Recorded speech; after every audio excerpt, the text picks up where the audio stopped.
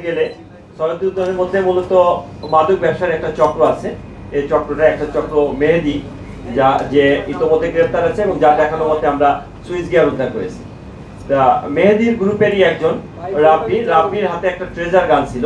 Treasure গান যেটা electric shock, সেই ইলেকট্রিক শকের ট্রেজার গানটা যখন শো করলে পরে তখন সেই ট্রেজার গানটা দেখে এই শাম্বল সেই ট্রেজার গানটা কি এটা জানতে চাওয়ার একটা পর্যায়ে তাদের ভিতরে যখন ধস্তাধস্তি হয়, ধস্তাধস্তির একটা পর্যায়ে ওই মাদক ব্যবসায়ীর অন্য যারা আছে তারা ঘটনাস্থলে আসে এবং তাদের ভিতরে ধাওয়া পাল্টা ধাওয়া এবং ধস্তাধস্তির একটা পর্যায়ে এই হত্যাকাণ্ডটা ঘটে। এই হত্যাকাণ্ডে আমরা এখন পর্যন্ত আমাদের কাছে যেটা আসছে যে ওই তাদের ভিতরেরই একজন সদস্য রাব্বি, যার নাম এসেছে 164 যে কবুতর রাব্বি তাৎক্ষণিকভাবে তাকে ছুরিকাঘাত করে।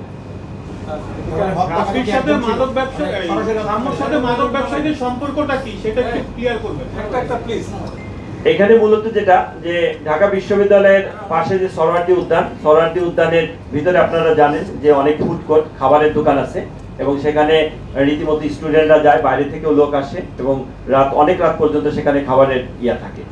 তারই ধারাবাহিকতায় আমরা আপাতত যতটুকু পেয়েছি তাতে শাম্য এবং তার দুই সহপাঠী ভিতরে তারা খাবারের জন্য যায়। খাবারের জন্য গেলে তাৎক্ষণিকভাবে ঘটে যাওয়া একটা ঘটনা, অর্থাৎ যখন ট্রেজার গানটা শো করলে পরে তাদের কাছে সন্দেহ হলে তখন তার এই বিষয়টা কি জিনিসটা দেখার জন্য এবং তার কাছ থেকে সেটা নেওয়ার জন্য যখন তাকে চ্যালেঞ্জ করে, তার কাছে গেলে পরে তখন তাৎক্ষণিকভাবে তারা এই ঘটনাটা ঘটায়।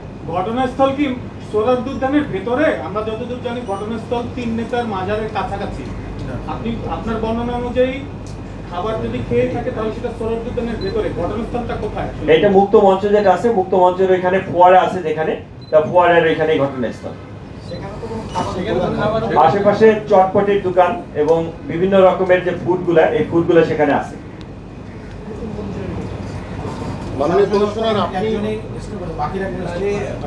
বাকিরা তো এখানে মারামারি হয়েছে, মারামারির একটা পর্যায়ে সেখানে আরো অনেকেই আহত আছে। যেমন প্রথম অবস্থায় যে তিনজন আমাদের কাছে আসে, তিনজনের ভিতরে তামিম নামে একজন, তার মাথায় ইটের বাড়ি দেওয়া আছে। তারপর সম্রাট নামে একজন, তার বাম সাইডের পায়ে চাকুর আঘাত আছে এবং আরেকজনের চোখে আঘাত আছে। পলাশ নামে আরেকজন, তার চোখে আঘাত আছে। মারামারির মোটামুটি যেখানে ওখানে ছিল তখন ধস্তাধস্তির এক পর্যায়ে অনেকেই আহত হয়। একটা ঘটনার প্রেক্ষিতে হত্যাকাণ্ড আপাতত আমাদের তদন্ত এই পর্যায়ে পর্যন্ত আছে। তাই এর নেপথ্যে আরো কোনো ঘটনা আছে কিনা, অন্য কোনো বিষয় আছে কিনা সেটা নিবিড়ভাবে দেখা হচ্ছে। সামনের সাথে যারা ছিল তাদের সাথেও আমরা একাধিকবার কথা বলেছি এবং তাদের সহ আমরা পিও ভিজিট করেছি, তারাও আমাদের সঙ্গে গিয়েছেন এবং আমাদের সাথে বিভিন্ন সময় তদন্তের বিভিন্ন কিছুতে যখন আমাদের তথ্য দরকার হয়েছে তখন তাদের সাথে আমাদের কথা হয়েছে।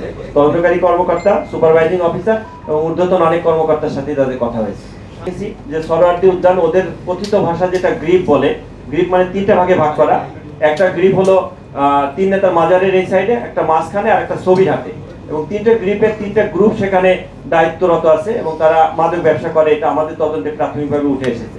একটা গ্রুপের দায়িত্বে মেহেদির গ্রুপের ম্যাক্সিমাম অর্থাৎ যে আটজনই মেহেদি একটা গ্রুপের নেতা, দলনেতা, এবং মেহেদি মূলত এই সুইচ গিয়ারগুলো সাপ্লাই দিয়ে থাকে এবং তার একটা কালো ব্যাগে করে ঘটনার দিনে ব্যাগে করে সুইচ গিয়ার আনে, তাৎক্ষণিকভাবে সে সদস্যদের ভিতরে সেটা ডিস্ট্রিবিউশন করে এবং ট্রেজার গান আছে, ট্রেজার গানগুলো ডিস্ট্রিবিউশন করে। পাশাপাশি একই রকমের এই অস্ত্র শস্ত্র সহ আরো দুটো গ্রুপে আরো দুই গ্রুপ তারা তাদের কার্যক্রম করে, এটা আমরা জানি। এইটা যেটা হলো যে ওই গ্রুপগুলায় আমাদের কার্যক্রম চলছে। আমরা তদন্তের সাথে আপাতত সেই নামগুলো না হয় ডিসক্লোজ না করি, বাট তাদেরকে আমরা আমাদের আওতায় নিয়ে আসবো এবং আমরা ওইটাকে মাদকমুক্ত করবো, এটাই আমাদের কমিশনার স্যারের নির্দেশনা আছে।